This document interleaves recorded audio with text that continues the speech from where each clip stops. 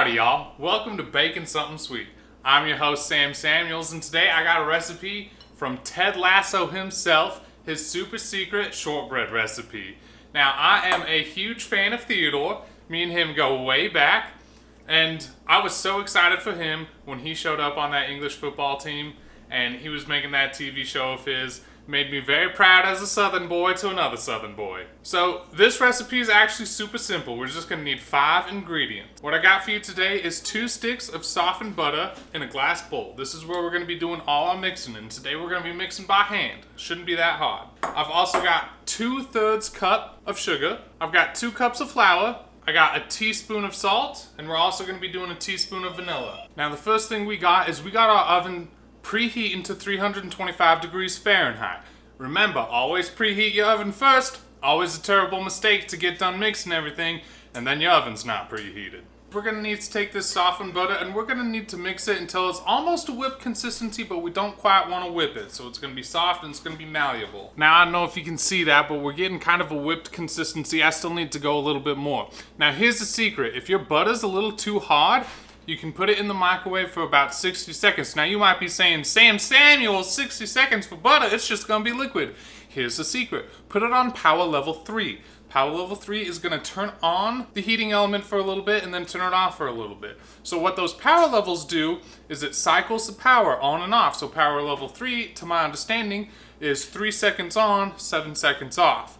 That'll help soften your butter without melting it.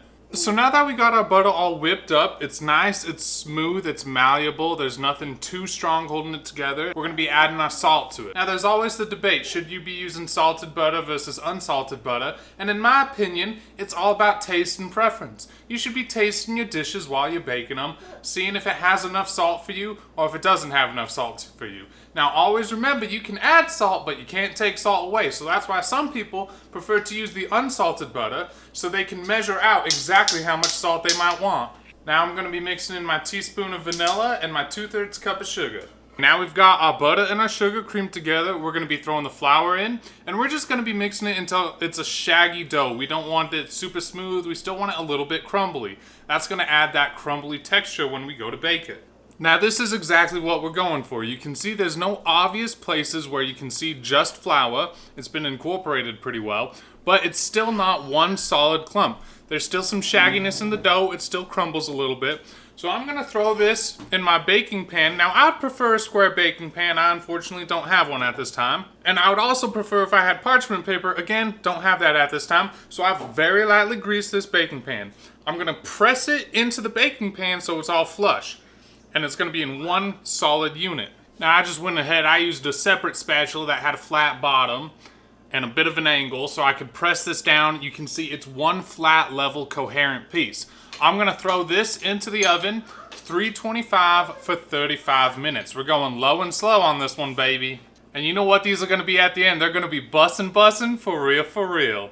So my shortbread's done baking. I'm gonna go retrieve it from the oven. Now always remember, wear an oven mitt or protective gear when getting stuff out of a hot oven. Now this might seem a little bit soft when it comes out of the oven. We're gonna wanna let this rest for about half an hour before we start cutting into it to let it firm up. But what I'm gonna be doing at this stage is I'm gonna be sprinkling a little bit of extra sugar over top of it. Now once this is done cooling, I might add a little bit of extra sugar then too. You can never have something a little too sweet. It's time to dive into this shortbread. It's been resting for about 30 minutes. I'm gonna dive into it, tell you how it tastes.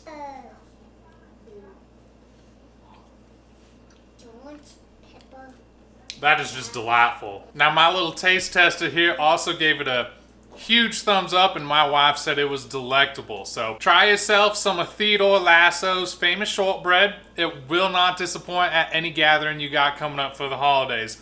Super simple recipe. Hey, I'm so glad you joined me here today on Baking Something Sweet, and I want to give a huge thanks to everybody that gave me such a positive reception on my first episode. I feel so blessed that I have these opportunities to bring these recipes to you, and don't worry, there's going to be many more recipes coming in the future. Now y'all have a blessed day, you hear? It's beginning to look a lot like... Now our shortbread's been